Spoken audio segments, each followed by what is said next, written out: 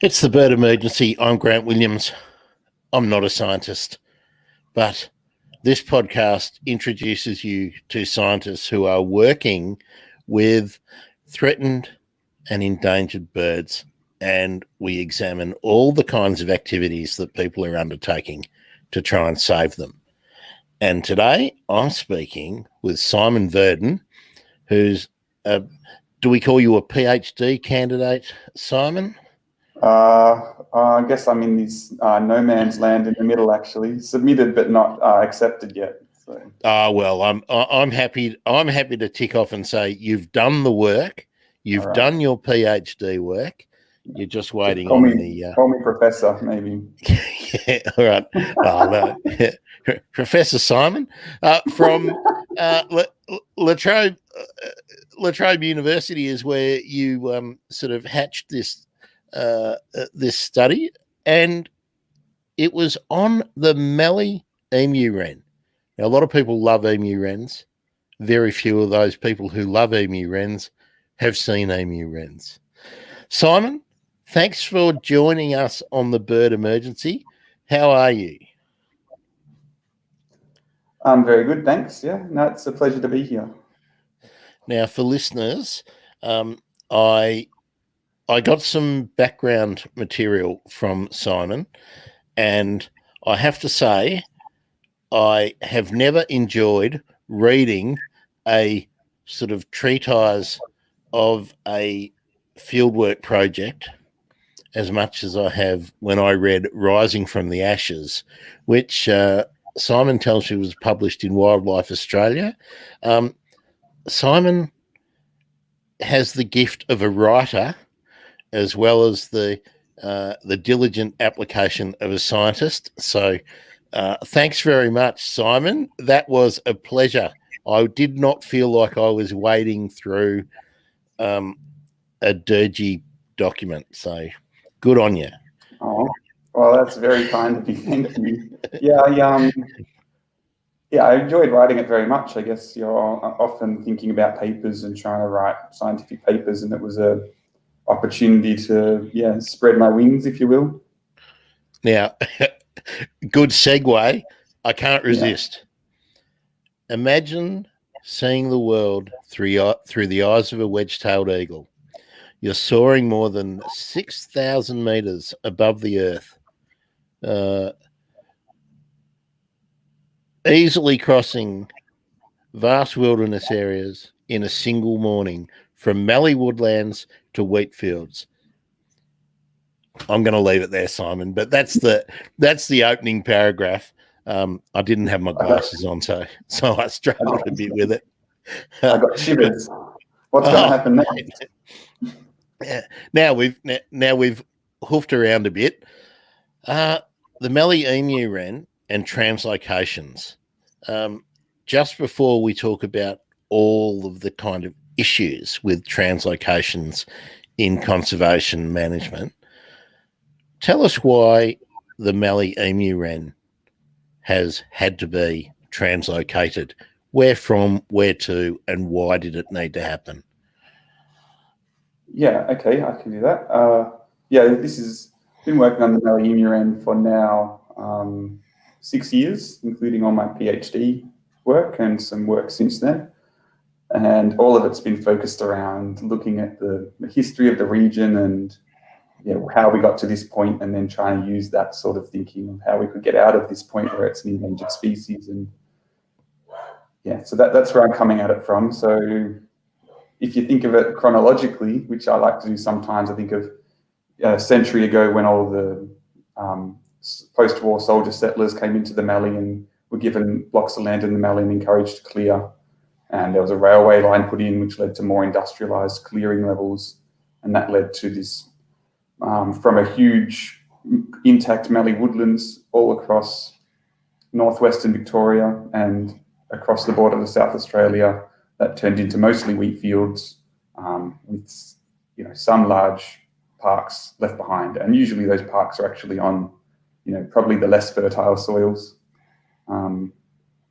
And so that's the modern situation we have for emu-wrens. And then they're in these pocketed areas of remnant vegetation. And that means that when big fires come through, instead of wiping out just a small part of a really large landscape, they could wipe out a whole reserve in a single wildfire event. And that's exactly what we've seen happen, especially over the last 10 or 20 years. We've seen multiple reserve scale wildfires, and then all of a sudden, if you're talking about that reserve as a unit, then the bird's extinct from that reserve. And it's not a bird that can fly across wheat fields or fly any great distance at all. And so without translocations, then that's just going to keep on occurring until you've got one reserve left, and then keep occurring until you've got no reserves left. And we were seeing that happen, seeing that process take place. It was going down from 10 to 9 to 8 to 7. And then in 2014, there were 2 really big wildfires in South Australia, and that made it extinct from 2 more reserves. So we were getting right down to the pointy end at that point. I think I'll just try and paint the picture of the landscape and the situation a little bit, Simon, so that international listeners can get an idea of what it's like. The Mallee is almost desert.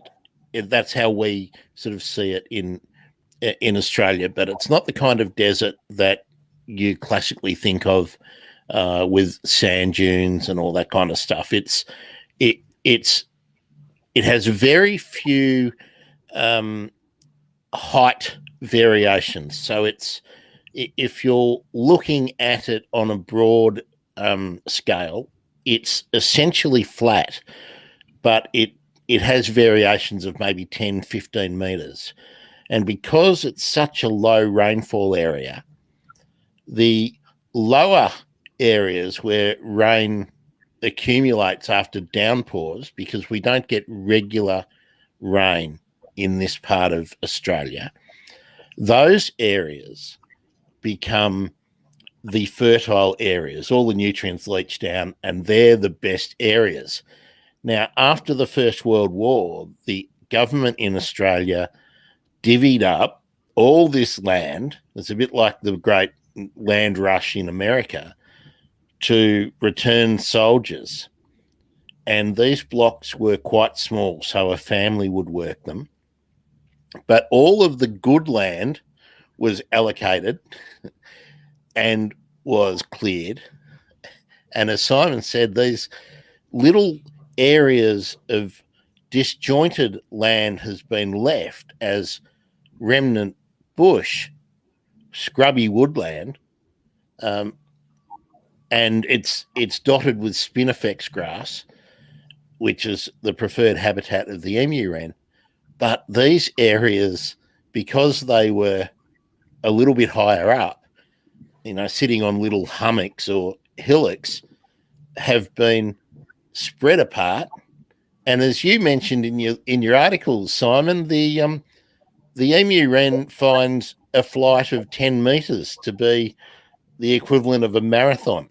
So, and the birds are tiny. How much do they weigh? 4 to 6 grams. So equal smallest in Australia with the weebill in terms of weight. Yeah. And if you're aware of the fairy wrens, which are, famous Australian birds, the superb fairy wren or the splendid fairy wren, they're very, very similar, but those birds, the fairy wrens, can actually get about a lot better than the emu wrens. So I've waffled on, but that's why the Mallee is so at risk. The emu wren can't get the 400, 500, 600 meters if there happens to be a fire to get to the next bit of safe ground. And they certainly can't get 50 kilometres, 80 kilometres that the translocation areas were separated by. And again, international listeners, the area we're talking about is at the joint, the area, the place where Victoria, the state of Victoria, and South Australia and New South Wales all come together. And in the past, the national park that is in Victoria, and the reserve that adjoins it in South Australia. Actually, before the clearing happened after the First World War, it went for several hundred miles. And not only is the emu wren threatened here, there's a group of dry woodland mallee species which are all threatened because of this disjointed habitat, and 2 fires in succession wiping out a whole area has really meant these fellas are in grave danger. Simon, before the fires, what was the population estimate for the emu wrens in this contiguous national park area? It's a tricky one to answer because they're very hard to find and they're in these wilderness areas, so it's hard to get our heads around it too well, but I think the best guess was 16,000 roughly. And that was they're also declining where they're found in the absence of fire. So that had become out of date because that was from more than 10 years ago. So it was sort of 16,000, but it was well accepted that was probably an overestimate of what they were at the time. Yeah. But it was more about the fires. They weren't about how many birds they wiped out. It was how many populations they wiped out. There were 4 populations in existence, and those fires wiped out 2 of them, and so we were down to 2. Yeah. I'd also add about the fire is the fires we're talking about that are wiping down populations. They're not your average fire. They're big, very hot, very fast moving. So they're dry lightning that happens in summer, and they can burn the best part of a 60,000 hectare reserve, which we count as a smaller reserve in this part of the world. 60,000 hectares, they can burn that in a couple of days. And that's what happened with Billiat, which is one of the reserves in South Australia. A couple of days is all it took for that whole reserve to burn. And so it's an interesting little nexus that the Mallee Emu-wren sits in, because those fires, the really big ones, they're causing the extinction of the species. We're seeing it happen. Whereas the habitat that it needs to thrive requires fire to regenerate. So that's what I found really interesting about the situation this bird is in. Is excluding fire is not enough. You've got to do the right fire, and that balancing act and that contradiction is what I guess really attracted me to this problem. Yeah. Simon, are we able to say that these hot fires that are not what the bird needs are increasing in frequency because of climate change? Are we able to make a link? Yeah, I'd say so. I mean, the link is quite easy to make because the risk of really large. So most of the fires that you get in the Mallee are going to be hot, but the really large ones, they're the ones we're worried about.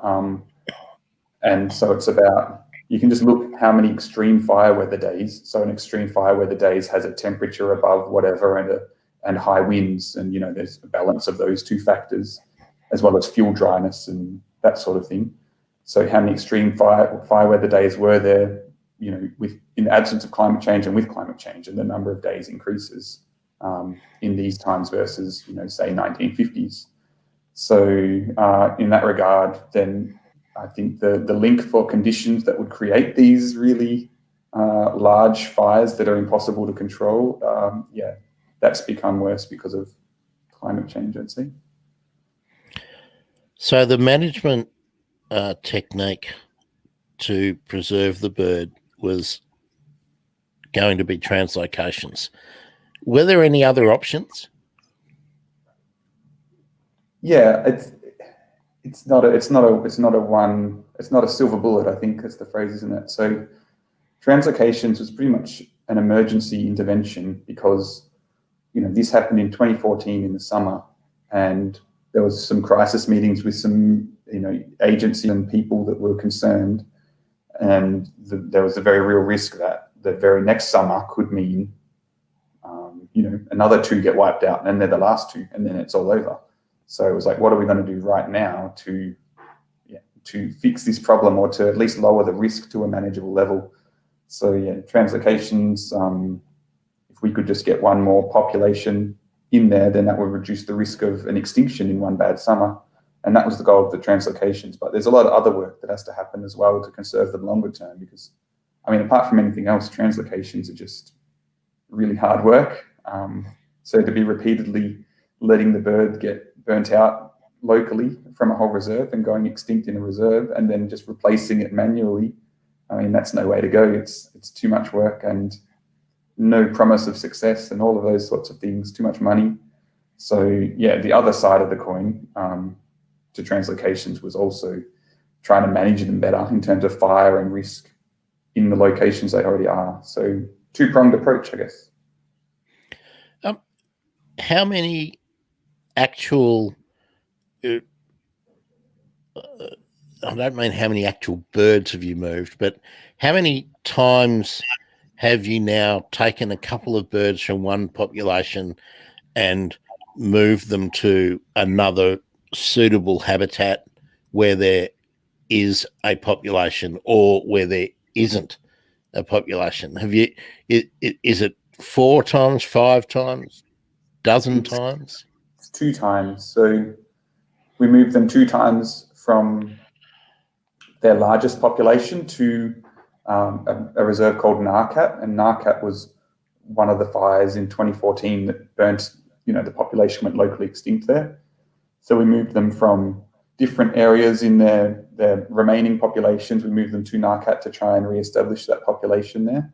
And yeah, so we moved them once in autumn and once in spring. So I guess the first time in autumn, there were no birds there. And so they were completely on their own when we released them.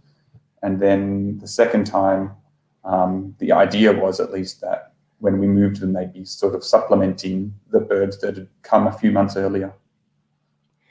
Now, trapping and moving birds is stressful, so there's a lot of risk involved in this, just because of what you're, just the basic act of what you're doing. Are the birds all captured at the source location at the same time, and are they then housed together so they can get to know each other, or do they already know each other, do you think, before you release them? Like, tell us exactly how that process goes down. It was a logistical nightmare. Like, genuinely, the complexities that, even the small complexities that just added on one another to make it feel nearly impossible most of the time. So yeah, it's a really good question, because it is interesting to think about how should you move birds and how shouldn't you, and what social structure do they require and do they have. So we did think about that very carefully, and I will talk about that. But the truth is, like, this was an emergency intervention, as I mentioned, and we don't know most of that stuff. We have guesses about their social structure and organization, but we didn't have time, because it's really hard to figure that stuff out. It takes 10 years of study to get an answer to some of that stuff. And that was the whole point, was we had to do this now. So we did some guesswork, but then we also developed the whole program in a sort of an experimental framework. So we did different types of moves and saw which ones worked the best. So we were really interested in the social housing and social grouping. So mainly we thought that would be best for the birds. So we tried to catch familiar groups. There might be a pair hopping around, so 2 birds, and there might be a family, especially in autumn. Often there's bigger families, so it might be 2 birds and what we presume are last year's offspring, maybe 2 or 3 of them. So you could catch a group of 5. So we try to catch them together, house them together, and then release them together. And then there's also times when you can't catch a pair, or you catch one bird in one spot and one bird in another spot, and then you release them and they're complete strangers to one another. And, that would be great if that was fine. And so we tried it. But also we had a feeling that it would be better to release families together. But the tricky thing that came in was, it's hard to know who's you catch a male and a female bird together. They're very incredibly hard to see and find. So they live in this spiny grass, spinifex grass, and they don't, they hardly make a sound. They're very small. They're sand colored, and they don't necessarily fly off when you come close. They stay within this grass. But the grass is like, how do I describe it? It's a huge dome, and it's impenetrable. You can't see in it. So if it stays in the middle, you could be standing on top of that hummock and not even know the bird's in there. And so we think we have 2 birds in a location. We try and catch them, and there could have been 4 there, and we don't know about it. And so, so the funny thing is, if we catch 2 birds and we think that they're, we assume they're a pair and release them as a pair to keep the social grouping together, but they could have been a father-daughter, and then maybe they don't want to breed together because of inbreeding and that sort of thing. Or maybe they were from neighboring territories and they came together, and if we were using their calls to try and catch them, they came together because of the commotion, and then we catch them and we make a wrong judgment about if they're familiar or not. So all of that unknowns and complexities made it really hard. Yeah, so we tried to make it experimental. In the end, it didn't seem like familiar, unfamiliar we were mostly able to catch the familiar groups, and it didn't seem like familiar versus unfamiliar was the hugest deal in the world for their success post-release. So it'd be great to know the answers, but honestly, a lot of this work raised more questions than answers. Well, that's often the case, which is why commitment for ongoing funding is really, really important for any of these projects. But Simon, you mentioned that after capture that the birds were sort of housed together before release. How long were they held together? And the thing I'm curious about is because they are not highly mobile, that they don't fly very far. Would something like a great flight aviary in modeling a Mallee setting, would they lend themselves to captive breeding, do you think? Well, we'll soon find out, I think. So Monado Zoo, they're part of the same group. We're part of the same group. We're working together, and they're hoping to start some captive breeding of Mallee Emu-wrens very soon. But that's a whole process, a whole undertaking with no promise of success. And then there's also the question of if you release the birds, will they be successful because they've been reared in captivity? So that's a whole extra can of worms. But we didn't use a great aviary when we were transporting the birds. We used a high-tech shoebox, I'd say. Yeah. So they were housed in close proximity for a short period of time. Yeah, originally we wanted to try and catch them and release them the same day, but it was pretty much impossible to do that logistically. So we kept them overnight. So we wanted to release them in the morning so they could, so they're not released in this strange environment and then they have to find somewhere to be safe straight away in dusk. So we held on to them and we released them, the following morning, and then they had the whole day to acclimatize.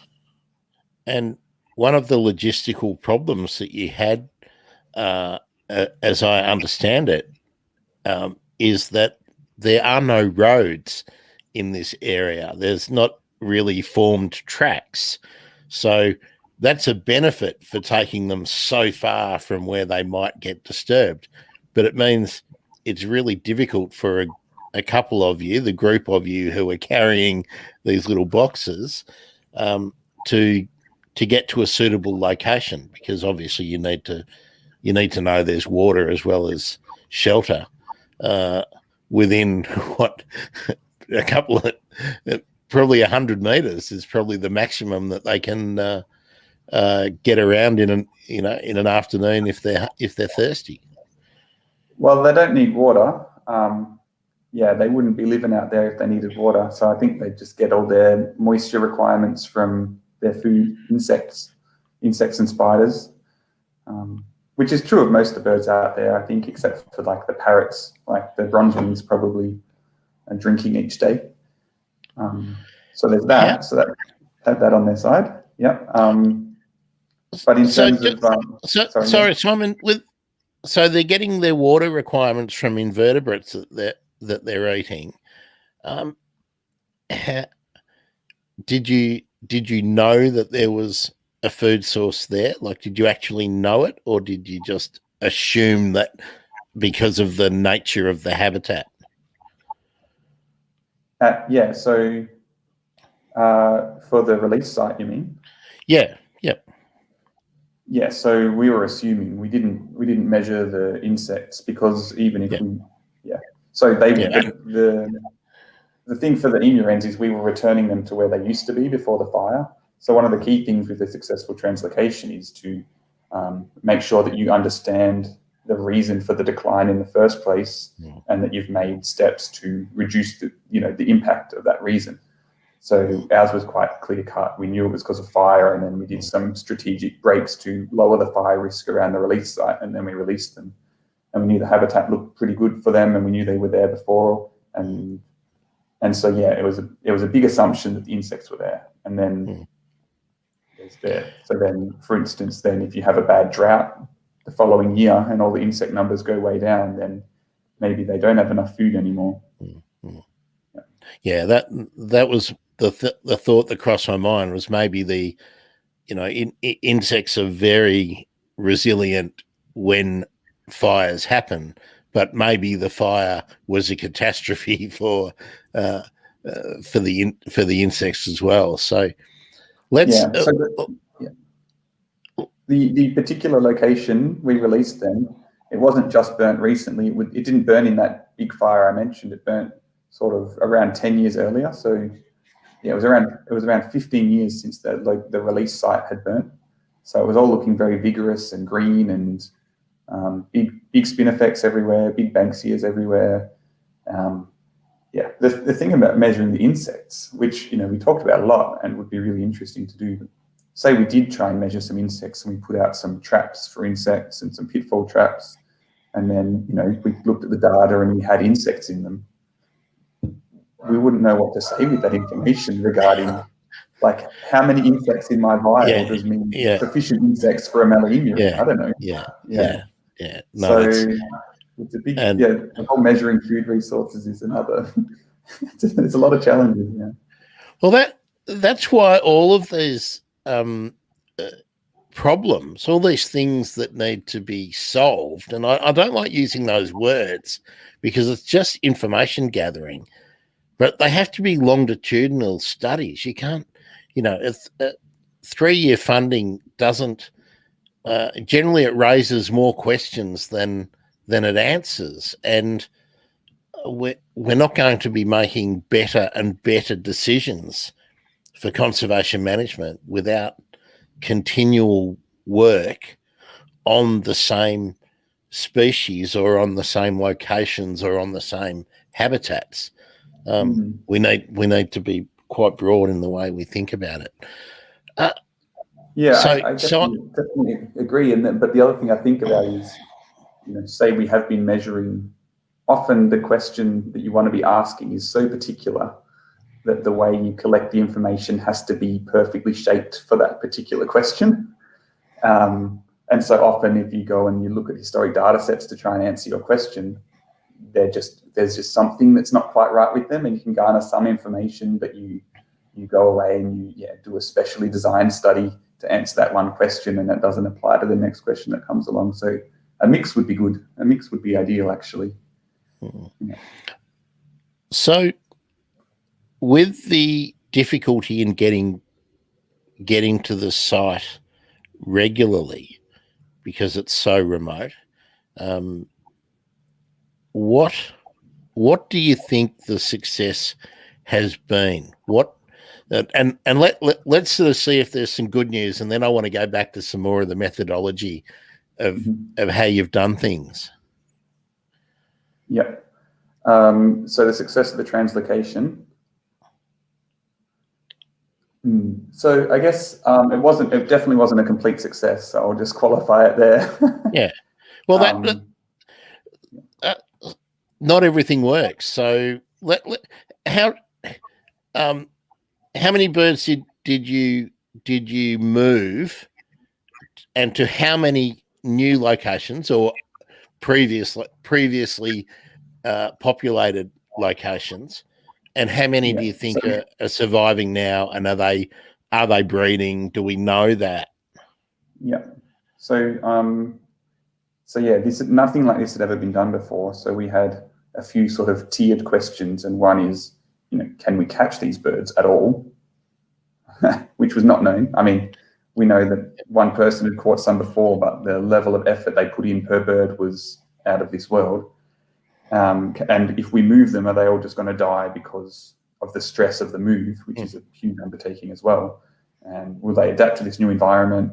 And so they were all like the first set of questions, and we could say yes to all of those. We did catch the birds, we moved them successfully, and they were quite resilient. And then we released them, and they seemed quite happy in the new environment. That was all great.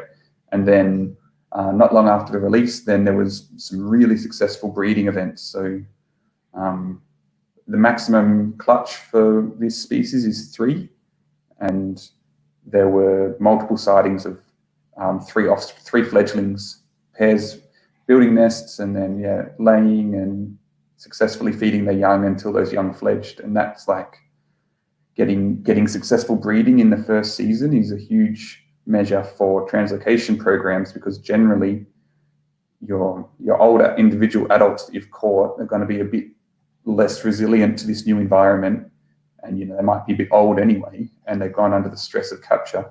And so what you're really investing in is the first generation that's new in that environment.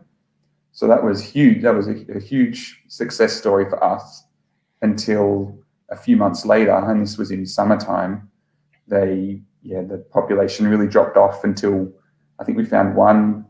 So it was a long, hot, dry summer, which is a lot of summers there, but this was below the average for rainfall, even compared to other years. And so we released birds in spring, and they were breeding really well. And then they saw them decline over summer until a few months later, after the peak of summer, we could find one bird, which was a huge letdown. Because it went from the highs of such successful breeding to look like they didn't probably survive the summer very well because of the struggling with the heat. So that was, I think that was a disappointing outcome, especially after we'd passed a lot of those hurdles that I mentioned. And so it was as close to success as you could hope for, but they still didn't establish a population. But so partial success is how we've defined it, because we've answered a lot of the questions we wanted to answer, but we didn't make a new population. But there's always a lot of doubts with your first try that you're going to establish a new population from moving a handful of birds. So we're not giving up that we still think it's possible and worth pursuing, but haven't quite achieved it yet. So let's start with how you caught them. How did you use bird calls? You used their mating calls, I assume. How successful was that? Was it hit and miss? How are you misnetting? I'm assuming you're misnetting. No. How are you capturing them?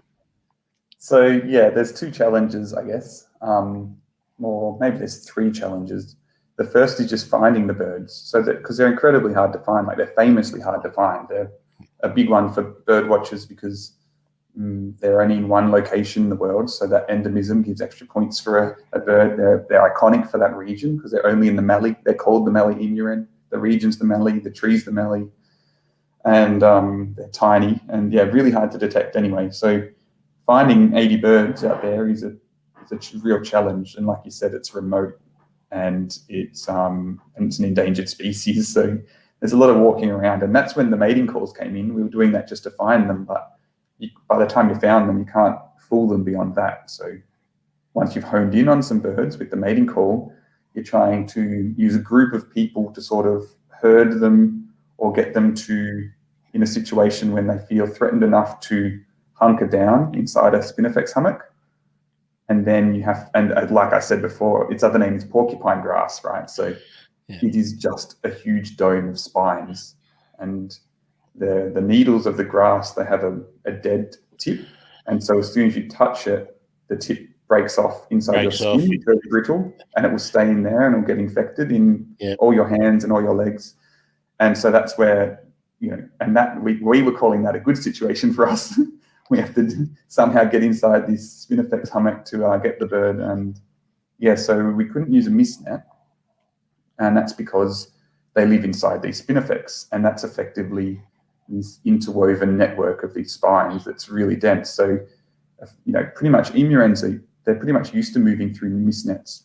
That's their life, moving straight through a mist net. So I didn't try with a mist net, but others told me that you get the smallest gauge mist net and you double it over, and an emu-wren will still just fly straight through it. That's right. Which is quite unique, I think, from what I've heard. And so, we were using a range of other techniques. Like the workshopping of the techniques was really fun as well, because at one point, I think I suggested that we follow them around in the nighttime and just see where they go to sleep, and then we could just go catch them while they're sleeping.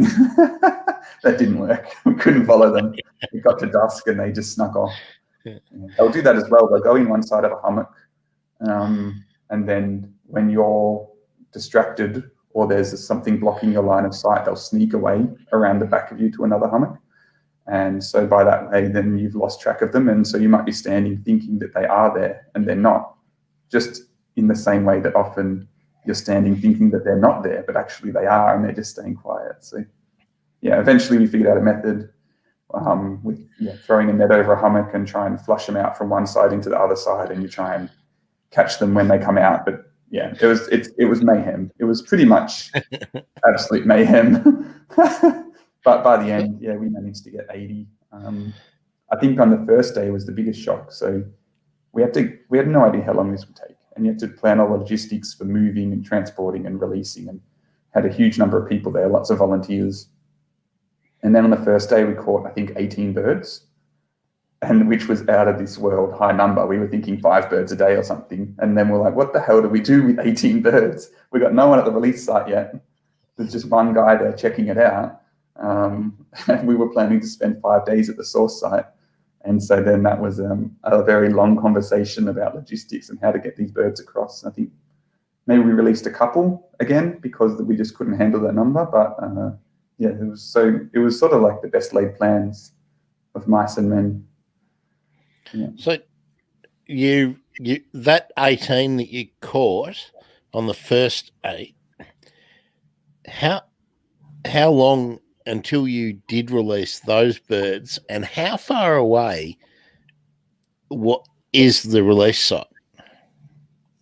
So we catch the birds and do some measurements, and then we drive them across to South Australia. It's around 200 kilometres. So most of that was fine from the catch site. Well, depending on which catch site, but one of our catch sites, and on this particular day, we went straight onto the bitumen, so it's nice and it's flat and good for the birds. And then we would go to South Australia near the release site, and we'd stay overnight there with the birds. And so then the following morning we'd release them.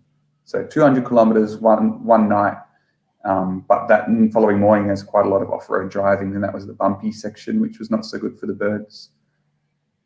Yeah. So from the 80, you only detected 1, but how many sites did you release them into, and how many times have people been back to try and find them? So it depends on what you count as the site, I guess. So I think it's pretty much one site we released them. Like, it wasn't the same spot, but it was all in a 10 kilometre by 10 kilometre area. And so we'd release them in little pockets of habitat that a pair could feasibly use as their own, and they could have little territories, which they immediately, undermined. all of the birds sort of zipped between each other's pocket release sites. So then, we had a pair that we released at site 3, and by the end of the next day, we found it at site 7, and vice versa. And the pairs that we released would switch with each other and find their own pairings. They tore down all our perfect plans. It was quite funny. And they were moving a lot further than we had expected, which was one of the great things to learn from the project. Like, we found one male that had gone from the top of the release site down to the bottom and then back up to the top over a period of weeks.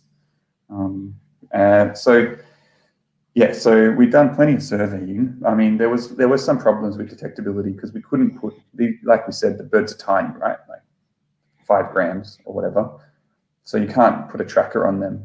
I know we put tiny trackers on bumblebees and things, and dragonflies now, which is really cool. But one thing is they only go for a couple of hours, I think, those trackers, which is useless for us. And now you can probably get trackers that could work for a bit longer, but because again they're going through this spinifex grass, and anything we stick on their back, it sort of bumps into the spines, and they can get stuck or it can get ripped off.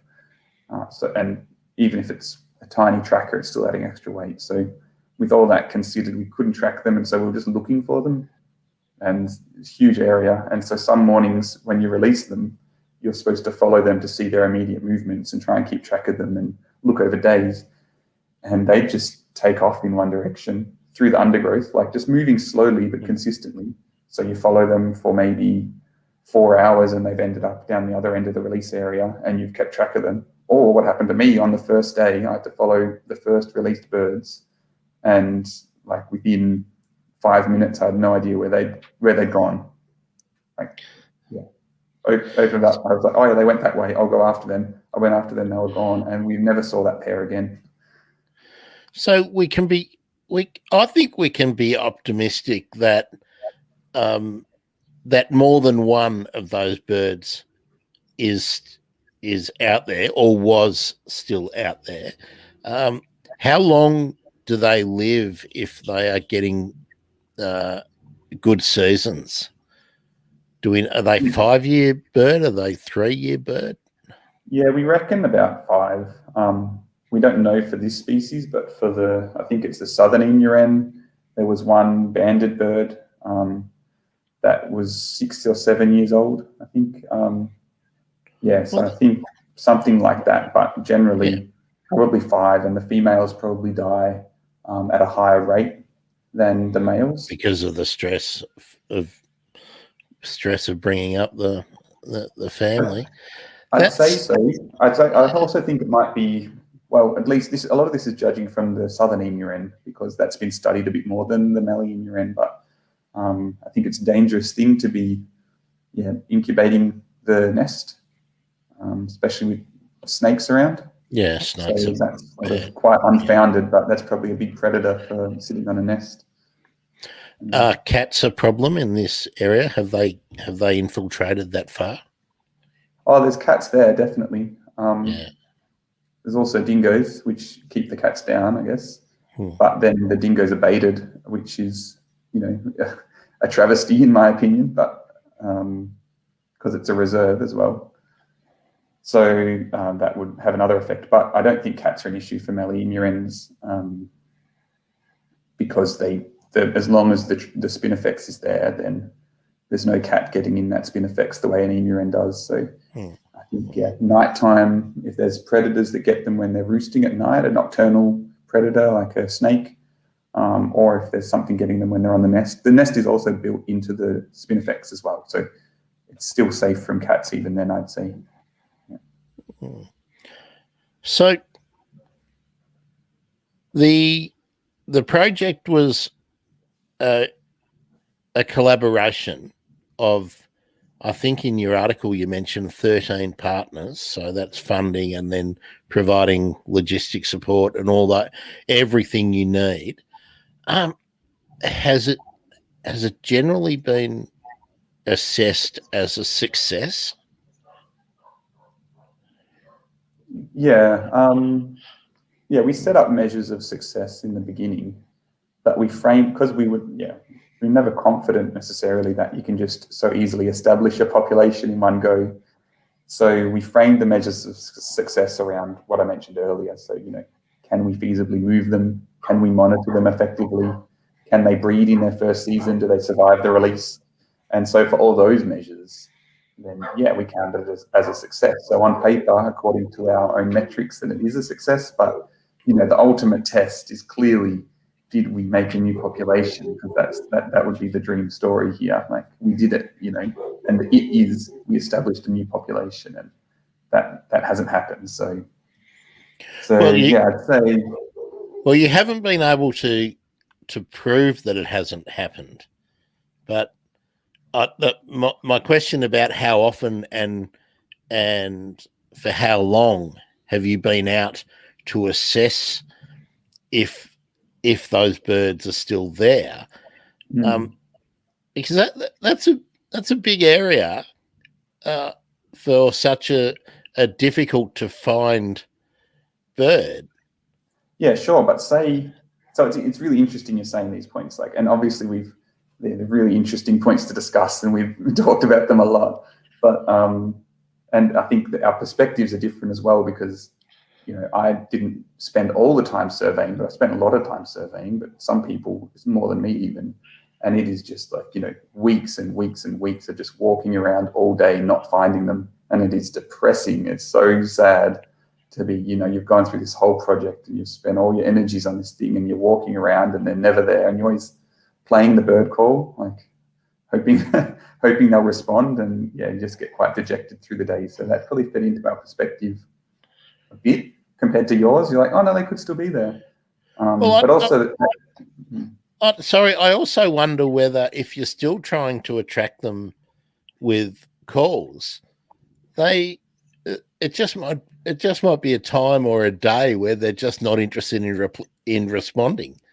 So, because that's a method lots of people have used to try and see them, and for every 100 people who go out to locate Mallee Emu-wrens and tick off, I don't think that more than 50 would be successful, would they? Yeah, that's right, and that's why we didn't just go look once. We just repeatedly looked in the same spots over and over. And we'd go pre-dawn, at least begin the surveys pre-dawn, to try and optimize that and get in before the wind does and everything. So it was an intense survey effort.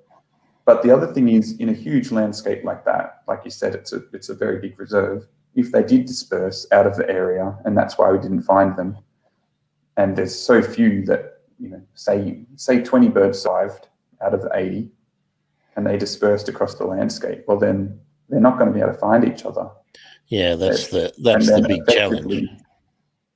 So, even if they lived out a happy life on their own,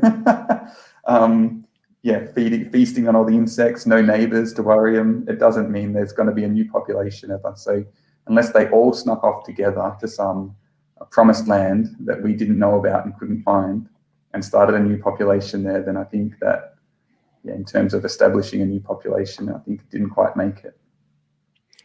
And the other thing I'd add is, there's two more things. One is that they're although it's a big reserve, they're very specialised in the habitat they want and prefer. So especially the spinifex, it's only in a few spots in the release site. So although the reserve's big, the habitat is kind of rare. And the other thing is, for translocations, that although we'd like to imagine scenarios where it worked and we didn't realise, this is the norm for translocations. Most translocations don't work at all, and even of those that do work, most of them wouldn't work on the first try. So it's sort of hard to imagine a different outcome considering the evidence we have, I guess. Unless there wasn't a drought following the breeding season.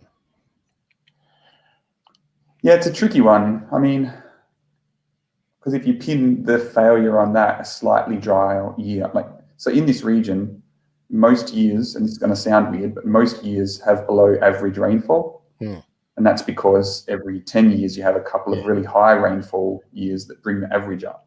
So the norm is a below average rainfall year. Yeah. So it was a dry summer, but that's what we've got to expect for the future, and that's what we've got to plan towards, is getting them surviving drier summers. So it's true that the establishment phase is probably the hardest phase for them. So maybe we could look at establishing in these wet years, and that's what my publication that stimulated this conversation is about, is optimizing the release conditions by moving them when it's raining and that sort of thing. So it's definitely worth thinking about it. Now, the next question's probably outside the remit of your project, Simon, but we've talked about how They're my favourite questions. well we've talked about how the habitat, the good habitat, is basically so limited because of the clearing, and it's now occupied and it's agricultural land. In recent years, so much of this marginal country is no longer viable for agricultural purposes. So I'm wondering, is regeneration and linking up corridors to create new suitable habitat, is that an option for this bird? I reckon that's got to be the way of the future, and I agree. But that's the 100-year plan, I think. So we have the short-term emergency translocations, and then we got the improving our understanding and fire management in location, and then the long-term big picture stuff would be brilliant. I'd love to do that. And there are programs that have done it. Sorry? Well, that was where my next question was going to lead, because we've now got, you alluded to Monarto Zoo in South Australia establishing a captive breeding program. I know nothing about it, and I don't know what the time frame of it is yet. But for activities like you've been undertaking, and you've been studying the bird for 6 years, as you've said, what we probably need to try and do is commit to at least a 10-year program of translocations, because the average of having a good season it comes almost to 100% within that time, based on all the statistics that you collated. And you're so much better at maths than me, Simon, from the work you did in there.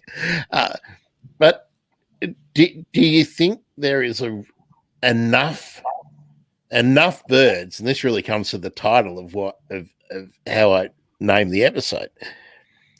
Can you,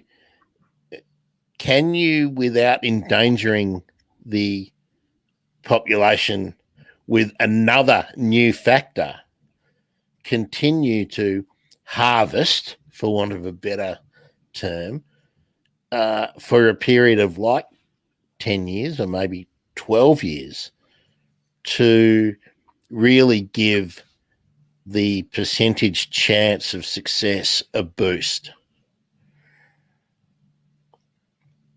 Yeah, I think that's the big question. That's the pertinent question. That's what I spent all of my 2019 doing, trying to collect data and answer that question precisely. And I mean, I think the answer is it depends. It depends on so many things, like how many birds are going to move. What's the population?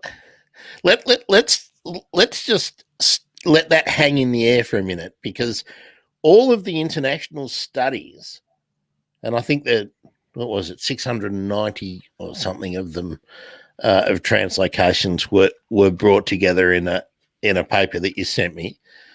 And the two biggest causes for failure or for problems in translocations seem to be common, whether you're talking about fish, insects, big mammals, plants not so much, but birds. One was funding, and the other was the way the animal themselves behave once they've been released. So let's talk about the first one, the obvious one, the one that people can influence. Is there a taste to fund this kind of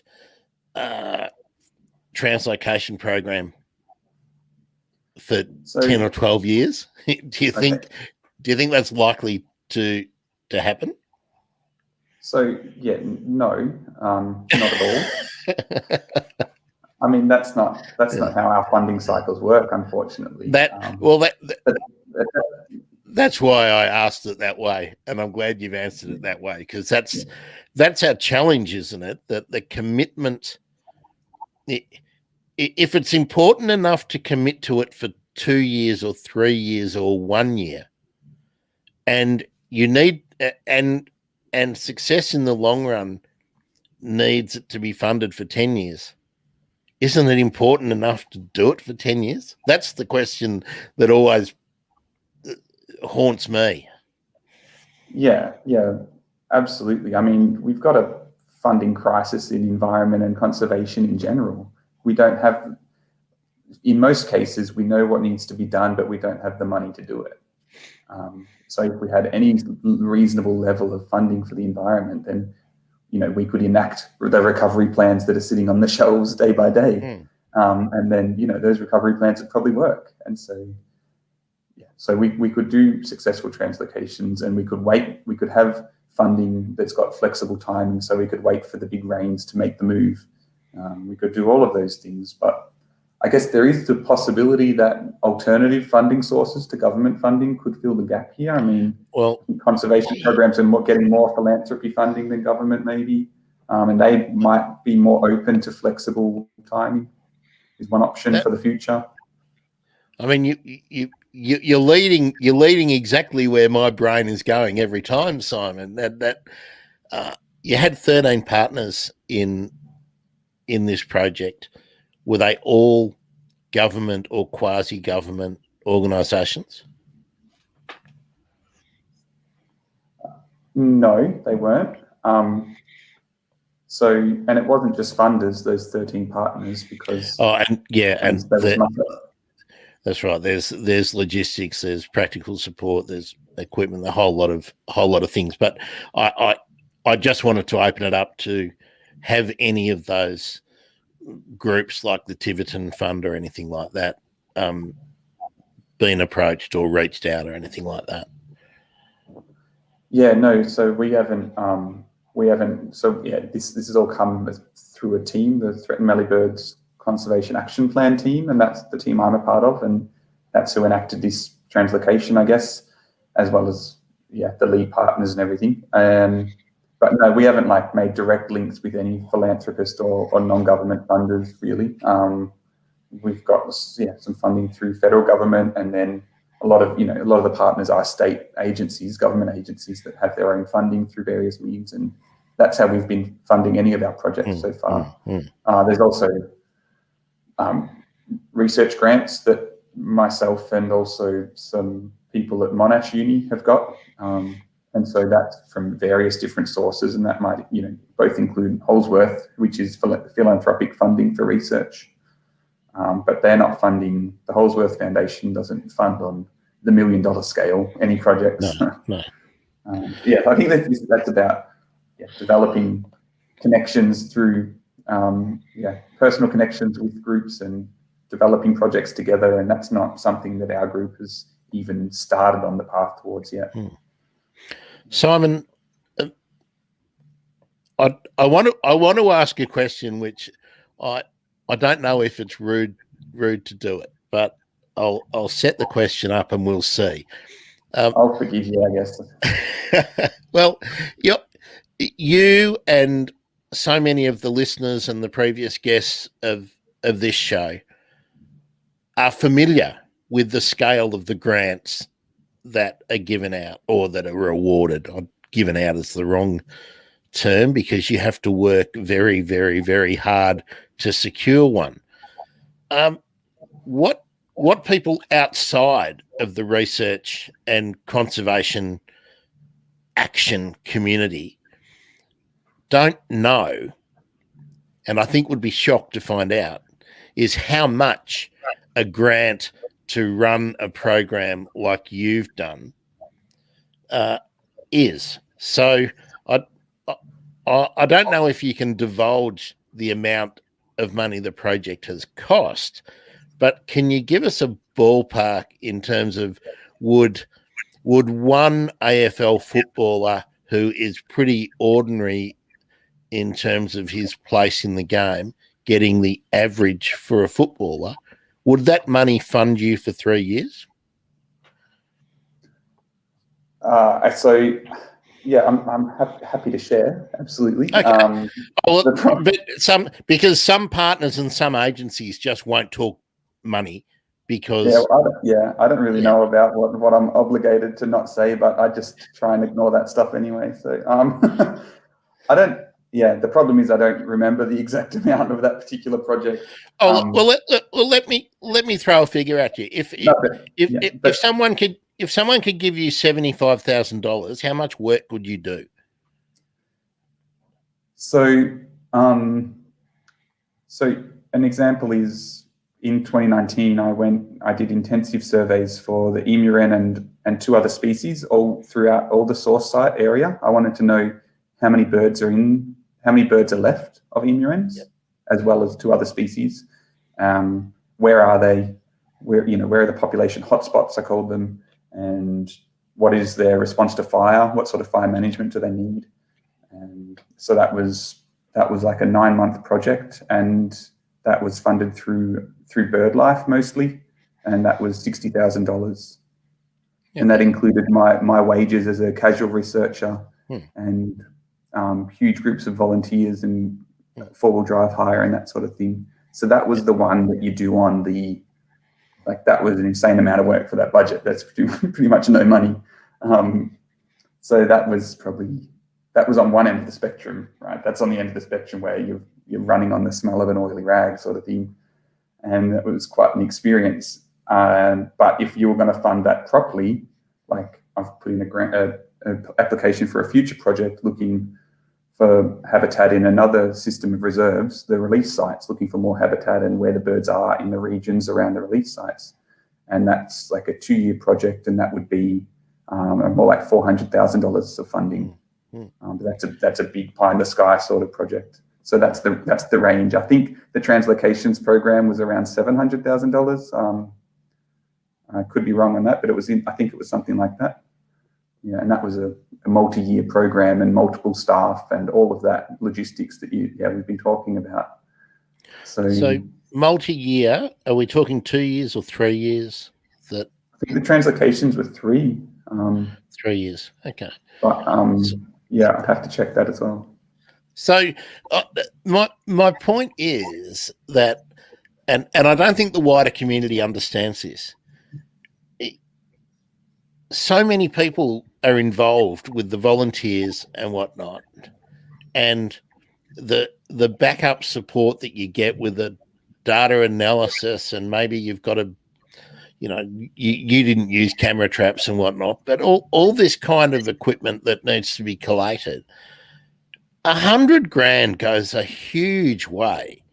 And if you're talking for 3 years with multiple people involved for, let's say, 700,000, I mean, they're talking about paying a footballer who played 7 games this year $150,000 a year. There's money out there. It's always just about priorities. So I just want to make sure that when someone listens to this in 2 years' time and they're sitting in the eastern suburbs of Sydney, they can place what their annual salary would buy for endangered and threatened species in the country. And, some of these foundations that are governing enormous amounts of money, they need to look. We are begging them and imploring them to look at funding these kind of studies, not with a $10,000 grant to throw into a pot with 20 other 20 other agencies who have all begged to the government, and the government makes everyone happy by giving everyone $1,000. I mean, come on. Environment is in a funding crisis. There's no money around to do what you need to do, and it's the worst time ever to be in that crisis because it's in the worst state it's ever been. And we keep getting these state of environment reports, and they say everything's, buggered pretty much, to be honest, and it's getting worse. And I think, any of these budgets, federal or state, represent people's values, and it speaks pretty clearly. The environment is way down the bottom, and we can't do what needs to be done. And I actually think that's a big part of why the governments have shifted recently to priority lists of species. Like if you just have a priority list of 20 species, then you can have a tiny amount of money and possibly make a difference. That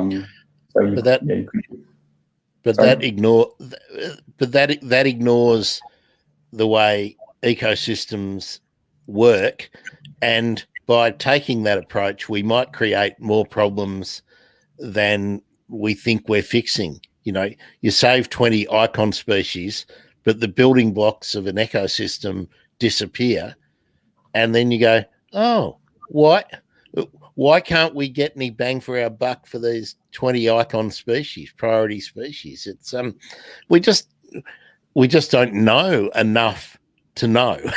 That's the crazy thing. I think it could work if all of the species were on the priority list. Then it could all work. Like if you just did 1,000 single species studies, I'm sure it would add up to ecosystem, recovery. But instead you get the good news story of one species. Meanwhile, the rest of the place is going down the toilet. You've spent 6 years on the project, so that means you've spent a lot of time in the Mallee, and it's a place that not a lot of people go to. It's not a high priority for tourists yet. But do you think there's towns in that region, and that's a big area, but do you think there's towns there that ecotourism, wildlife tourism can give it a bit of a lifeline to, and that the priority could move from agriculture, because it's marginal, to another source of income? And I'm leading towards, can we actually make the Mallee Emu-wren valuable, and the red-lord whistler, and what other birds were you working on? Well, the Malleefowl is a big name. Like the Malleefowl. The Malleefowl. The grass wren is a beautiful bird. So there are some species that are delights for birders, and then there are some species that have broader reach to non-birders, and the Malleefowl is definitely in the latter category. Everyone loves that, which is great. So it's a great icon species, and it's loved by farmers as well as conservationists. So that's a nice crossover there as well. So do you think there is an opportunity in the region, because you're familiar with it?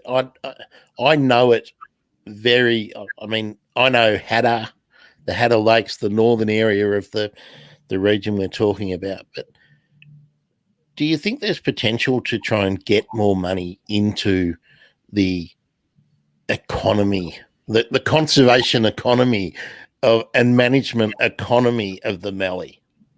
So the tourism that's currently there is for the beauty of the landscape, I guess, and for the nature.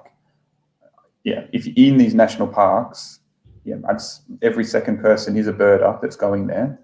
So I'd say there is an industry around nature tourism, and there's also commercial bird tours that are already there. So those aspects are there, but it doesn't mean every farmer's going to be a tour guide in the near future. But I think ecotourism is there, and it is important. And maybe it's taken for granted that you actually have to have the nature there to have that ecotourism, because there are some spots where it's probably the bird decline has helped ecotourism, because now this is there's one spot in Murray Sunset National Park. It's the only place to go to see a red-lord whistler. So then suddenly there's a flood of birdos wanting to see the red-lord whistler, and they come to this region. And so that's a multi-day forward driving trip, and you go on, so you have to go local stays and on the way there, and local shopping and that sort of thing. So I'm not sure where it's quantified, if Parks Victoria do this sort of quantifying contributions to local economies, but I think the industry is there. I guess what I'm trying to find is that, governments tend to value so many things in our normal economy, and they give a value to something. I'm hoping that we can eventually shift the conversation so that each Mallee Emu-wren actually has a value to the country, that they attach a value to it. You know, if there's 100,000 people visiting the region because they want to see the red-lord whistler and the Mallee Emu-wren and the striated grass wren, and if those 100,000 people are worth $1 million in terms of their stay and their food and their petrol and the whole lot, well, let's try and get 50 grand of that into conservation. You know, that's how I'd like to see it, so that there are that we can change the taxation system and the excise system and all these things. I mean, I'm talking fantasy in the short term, but I hate this. I hate this idea. Yeah. I don't think there's anything worse you could do. Put a dollar sign on every emu-wren and say it's worth this much. Like, I just think not the funding model we shouldn't be looking for is the species that are benefiting the economy. Like, I just don't think that's a useful approach at all. I totally agree with you when you look at it in isolation. What I would like to see is that whenever they talk about money for the regions and everything, they always talk about we've got to improve the infrastructure and we've got to improve the built environment or whatever. So they can always find money for that. They can never find money for maintaining. And I'm not even talking about growing. It's just maintaining what we've already got. So, yeah, I totally take your point, and I agree. I don't want to assign a value to an emu-wren for someone to exploit. That's not how I'm seeing it. So that then you create, you know, markets for, you know, disreputable stuff going on. But it's more like to say, why would I fund the grass wren, because it's not adding to the economy anyway. So, for example, this isn't.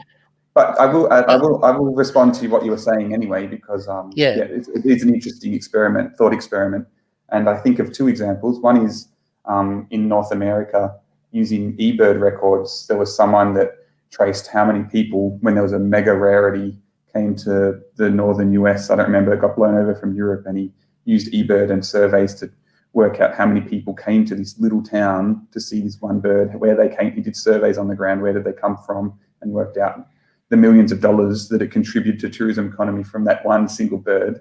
And that sounds like the sort of thing you're talking about. But the more interesting example, I think, is except before you move on, I would say except that what we don't want is more birds that are rare that prompt the stampede of birders. You know, a vagrant species turns up somewhere and everyone goes because there's only one of them. We don't want only one of them. What we want is the Mallee Emu-wren to be quite common, and that people go to experience the Mallee environment as a totality, not to check off one bird that might disappear next year. That's okay. So I want to place the discussion there. I think what you're describing is, in a way, what exists already, because people go for the Mallee experience, and that includes the landscapes and the isolation and not seeing anyone for days, and in this woodland that extends as far as the eye can see, and the beautiful sunsets and the clear skies at night and the birds that are there. So it forms part of the sense of the place, and that forms what is special about the place. So it fits in that way. But can I tell you the other example? Sorry, I just wanted to make sure I wasn't promoting that idea that you build a tourism economy based on the rarity of something. That wasn't where I was going. So the other example is little penguins, and there's a huge ecotourism economy around the penguin parade on Phillip Island outside of Melbourne. I think the penguin parade, I could be wrong with this, but for international visitors, it goes the Opera House, Uluru, the penguin parade. They're the three most commonly visited locations. And so and it's not just there. It's in all along Eastern Australia and in other countries as well, like New Zealand. There's a tourism industry around penguins, and there was a recent study documenting the amount of money that goes into the ecotourism industry of penguins and how much of that money goes to penguin conservation, as in the source of all the wealth is the penguins, and it's negligible. It's none of it, pretty much. So no, and that's the problem I was pointing towards. And I'm starting to see that with koalas, because we are now not making a fair income, to use our lovely Australian term. We're not making a fair income effort. Yep, we're not making a fair income dinky die, ridgy didge effort, true blue effort to preserve the koala as a viable species in the wild in New South Wales and perhaps Queensland. A whole lot of recent decisions mean that it's unlikely that you're going to see them in New South Wales in the wild in 100 years. I hope I'm wrong. But there will be a very, very, very important tourism industry for people to stop off at all the zoos and reserves and get their photo taken there, because there's a healthy population in captivity and they're worth a lot of money to have photos taken with and eaten. That is no basis for preserving wild species. That's just not where my head's at. I'm trying to find some way that I'm sure people are applying. I'm sure economists and whatnot are applying their brains to this too. But how do you make it valuable for everyone in the community to preserve a bird that nobody might ever see?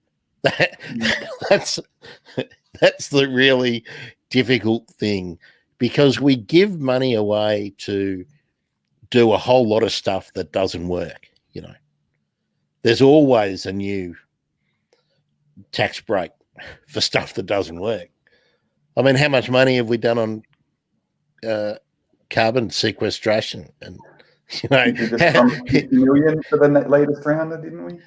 Yeah. Well, how far could that go for you, Simon?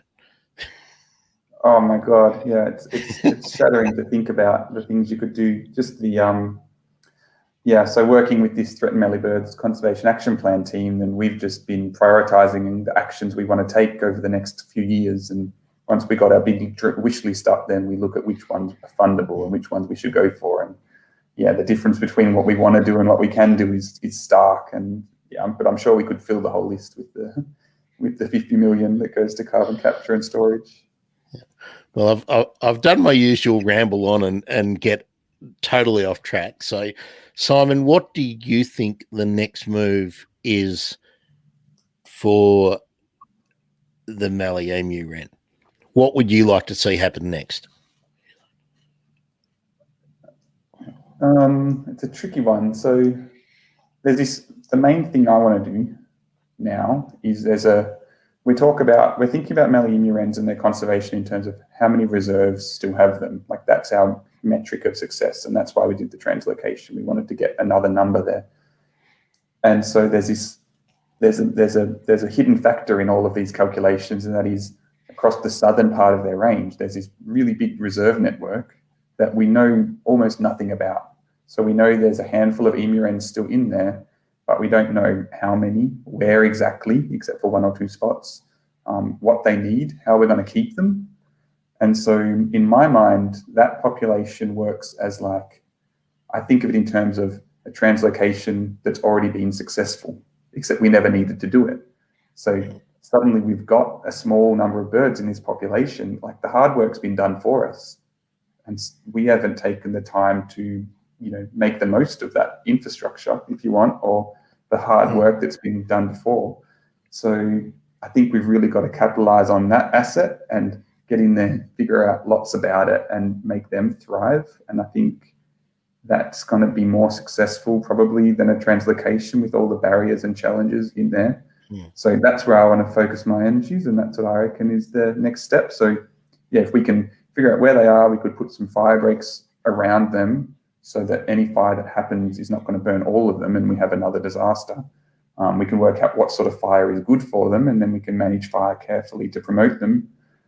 we can think about, ways of connecting the reserves, like you mentioned, the 100-year plan of revegetation. That's a lot of research as well as a lot of on-ground work still needs to happen there. But yeah, I guess that's where I'd like to focus.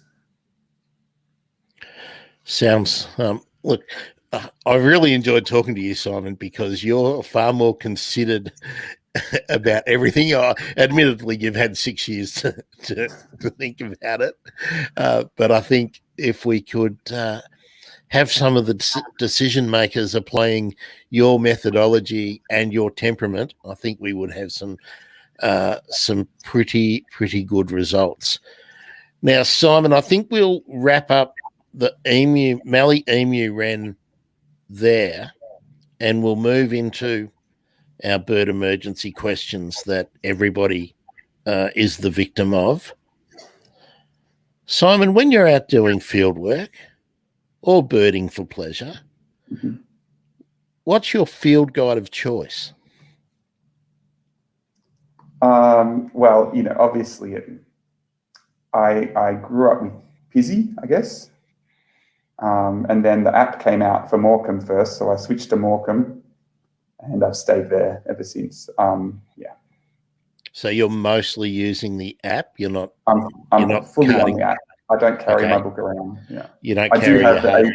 I have the ABG, a recent gift, Christmas gift, and I love it. And I just look at it at home. I don't I don't bring it out with me necessarily, but I just like it. I just like having it and reading about it and that sort of thing. More of a reference book, I guess. And for the non-completely bird nerd audience and the internationals, that's the Australian Bird Guide, the ABG. It's like a next generation bird guide. What is it? The first new release in quite a while, maybe 10 years or something. That's right. That's right. Look, and it's a stunning book. It really is a good book. They're all good though. No judgment. Just proud of all of them. It's an incredible undertaking. It must have taken years and years to do that sort of work. Yeah. Well, that's right. Look, it's always a labour of love in this game.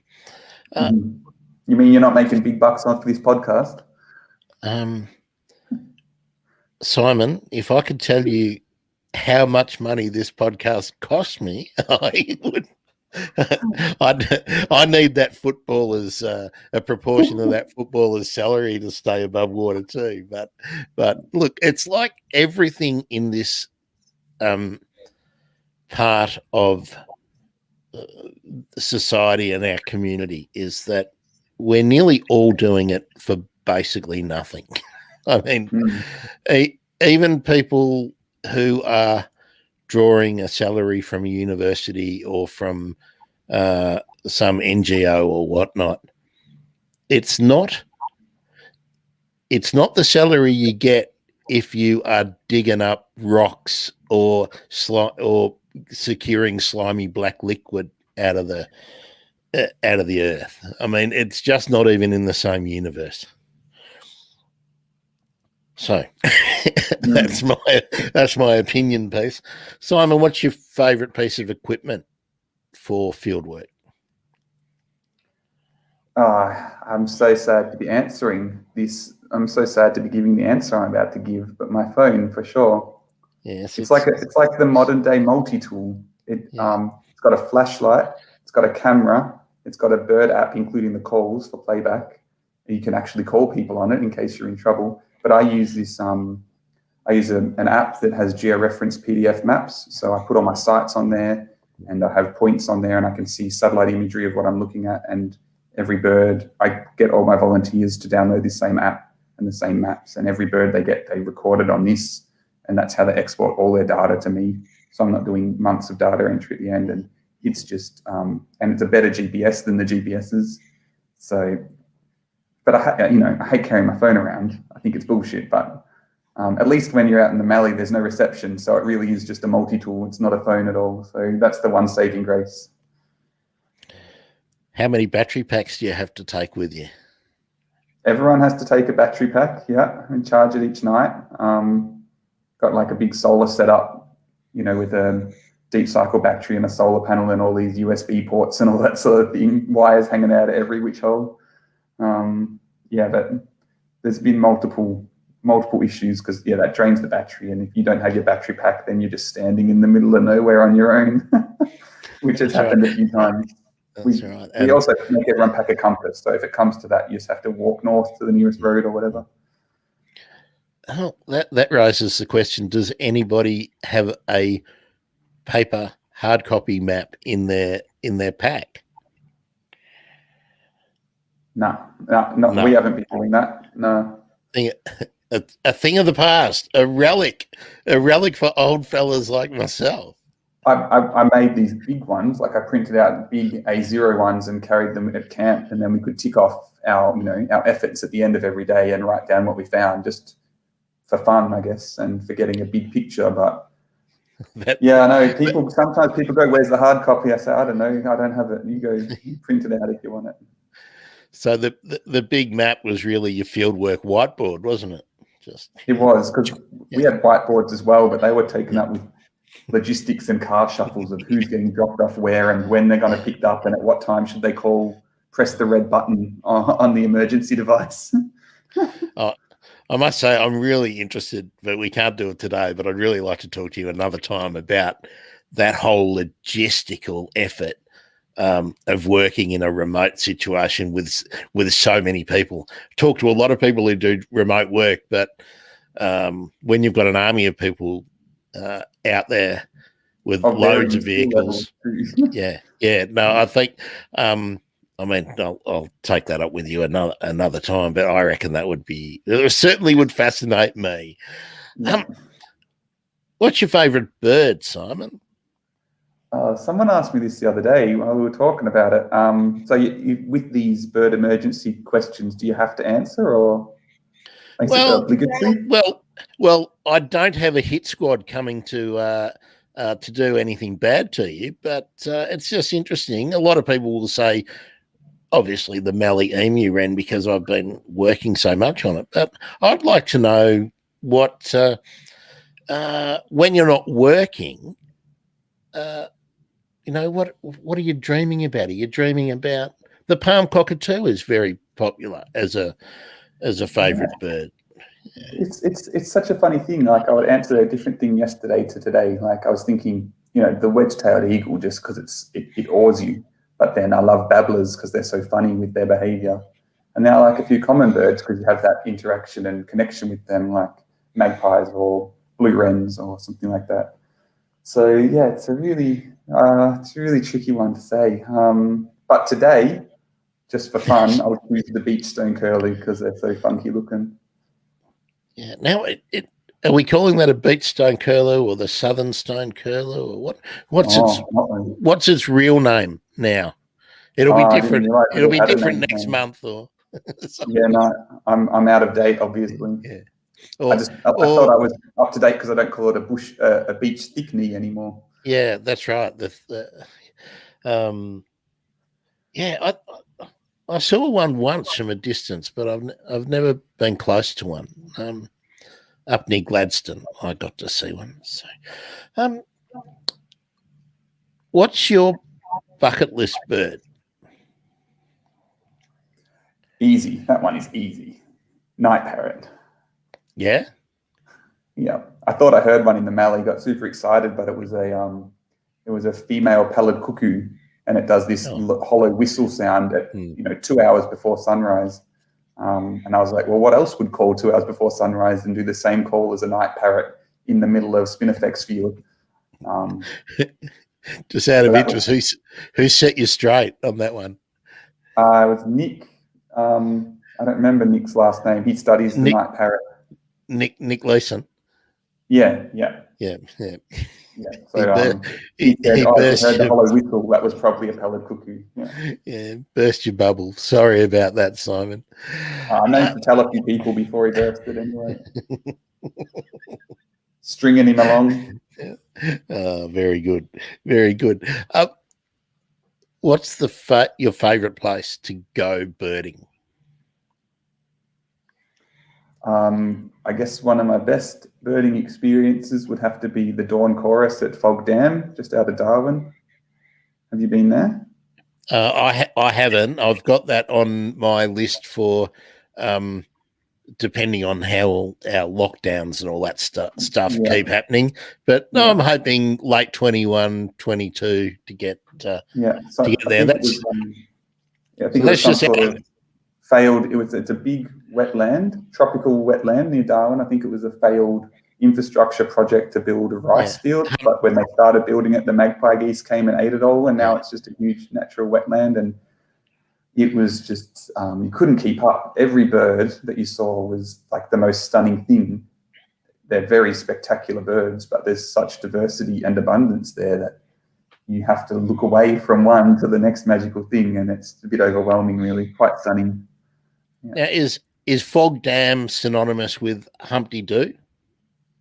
Yeah, it is near Humpty Doo.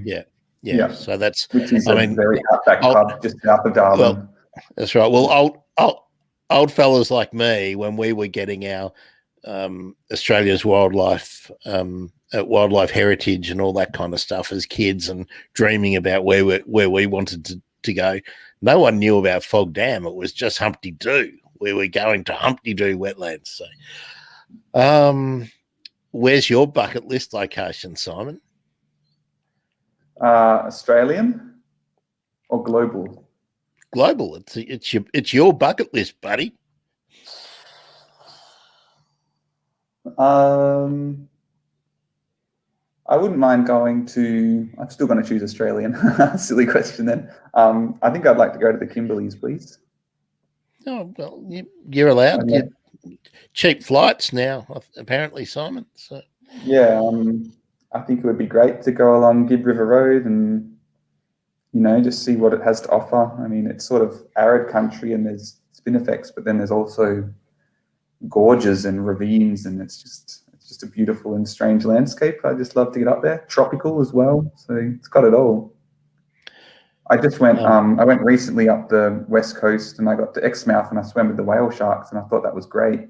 But you can swim with humpback whales now as well, which I wouldn't mind doing. I reckon that'd be pretty cool thing to do. So I wouldn't mind going back there when I go to the Kimberleys. Didn't get yourself out to the Abrolhos, did you? No, nothing like that. Nothing like that. Nothing like that. Someday, Christmas Island would be cool. Yeah. Simon, this is a question for me because I've just been thinking about the Mallee. It's just come to mind. Would it be possible without a four-wheel drive? Could you get out there on a trail bike or something and set yourself up with a swag and get around, or do you need a four-wheel drive? No, trail bikes definitely can go anywhere. They can go anywhere. There's actually a lot of illegal dirt bike tracks all through some of the reserves that are used to great extent and with great gusto. Not by me, but by people from Mildura and people from Melbourne. And so you often share a campfire with those people in the night, which is nice. They hear about the weird birdos doing their crazy things. And there are a couple of two-wheel drive areas too. So yeah, you shouldn't let the access be a barrier to you seeing the area. So Hattah National Park, that's two-wheel drive.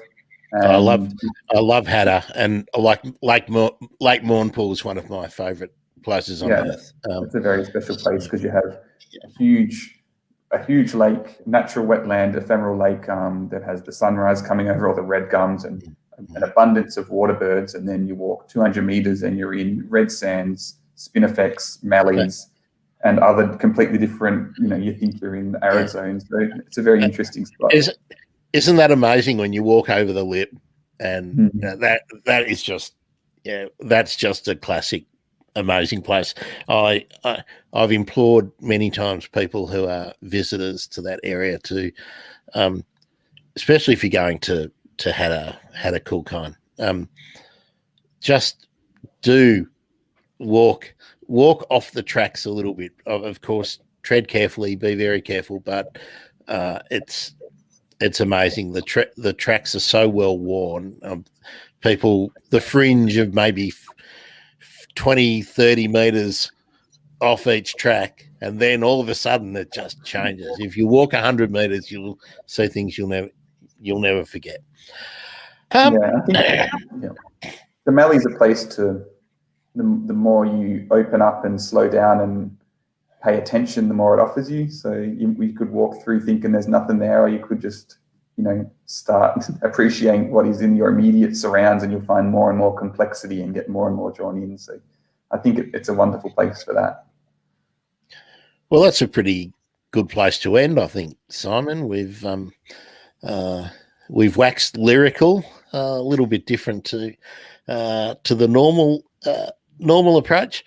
What's next for you, Simon? Well, hopefully what I mentioned about looking for all these threatened Mallee birds in these southern systems that we know nothing about. So I guess we're waiting on a grant application at the moment to see if that gets up. And then that would be a couple of years of me just walking around Big Desert and Narcat and some other reserves down there. And I guess the most headline exciting thing that could come of that is this the western whipbird, which is not been seen in Victoria since the 70s, I think, but it could still be out in this area. So it could be the rediscovery of the western whipbird, or it might be confirming that it's not going to get rediscovered. But either way, we'll be able to say something about it. But yeah, it's going to be focusing, if it gets up, we'll be focusing on maybe 10 different species, and that includes the Mallee Emu-wren and the red-lord whistler and the grass wren and the whipbird and many others. So that's how I want to spend my next couple of years. So we'll just have to wait and see. Well, put me on the mailing list. I might try out an e-bike to get out there and do some low impact, low carbon birding, and maybe do some volunteer sessions for you, and bring my electronic device and fill in on your app. Very cool. And I should add also that I think that area some people flag as the Victorian chance for the night parrot as well. So just to throw some crazy birds in the mix, you can come and find a night parrot for me. That'd be good. Well, I love the icon species. I love to talk about them, and of course, I was a kid who drew night parrots in my sketchbook when I was 6 or 7. And the helmeted honeyeater was the big one then, when everyone was trying to preserve them, and that's been a success story. But yeah, look, it's just great. Being a birder is great. Oh, I'd left off the most important question, where we get to place you on the spectrum. Now, you don't have a notebook when you're out in the field, so you're not ticking off your lifers. But are you a birder who keeps a list? If I said, what's your life number, Simon, what are you going to tell me? I usually say probably around over 400, I think, but around 400. But I haven't counted for probably 5 or 10 years. I'd have to go through the book. Yeah. So you're somewhere in the middle on the spectrum, I think, because I couldn't tell you whether I think I was probably 11 or 12 or something when I got to about 300, and I don't think I've ever thought about it since. So, yeah, well, that's good. We've worked out you're not, but I can tell by your writing that it's more important for you to be out there and involved in the environment than ticking off a species. Yeah, that's right. I'm interested in understanding the system, or getting connected with the system, at least having my own understanding of it, and then just thinking up questions and being there. I guess one of the sadder parts, I love doing all this communal work with volunteers and connecting with people, but I never really get many chances just to go out on my own, and I could be out on my own for a week and just get the sand between my toes. So I feel like that's sometimes a missed opportunity that doesn't, it'd be good if there was a balance between the two. But yeah, I just want to be there and connect with the place. I guess that's my goal. That's my jam. That's your jam. Well, I'm glad we've discovered your jam. Simon Verdon. Hey, the world's current expert on Mallee Emu-wrens. I think you can probably wear that crown. Let's just go with Professor Simon, I think, for now. That's right, Professor Simon. Or it seems to be everyone's an associate professor nowadays. So, yeah, when you get to professor, you stop doing interviews. That's right. That's right. You stop going out of your office. You just go to meetings about funding, don't you? Yeah. So, yeah. Simon, thanks so much for being on the Bird Emergency. Thank you, dear listener, for staying with us. I look forward to bringing you the next installment. I'm Grant Williams. See you next time.